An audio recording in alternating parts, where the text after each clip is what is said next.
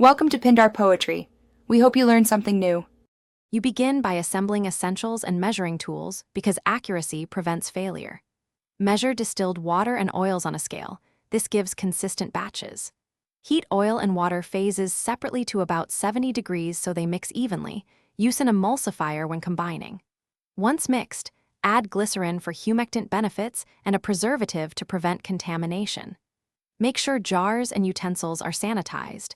Contamination ruins the kit. Label everything now so you track concentrations and expiration dates for safe storage.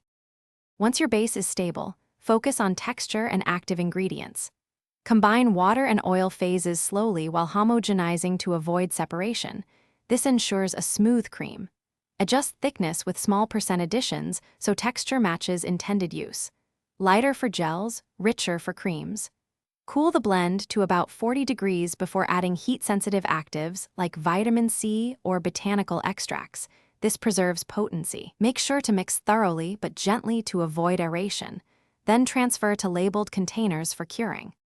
To finish, perform a patch test and monitor stability for several days. This confirms safety and shelf life. Measure and adjust pH into the 4.5-6. 5 range because skin tolerance and preservative efficacy depend on it. If you spot separation, don't panic. Gently reheat to 60-70 degrees, re-emulsify, and cool while stirring. Adding a small amount of emulsifier can rescue the batch. Make sure to document fixes and ingredient percentages so future kits are reliable and repeatable. Thanks for watching. Consider subscribing if we helped you.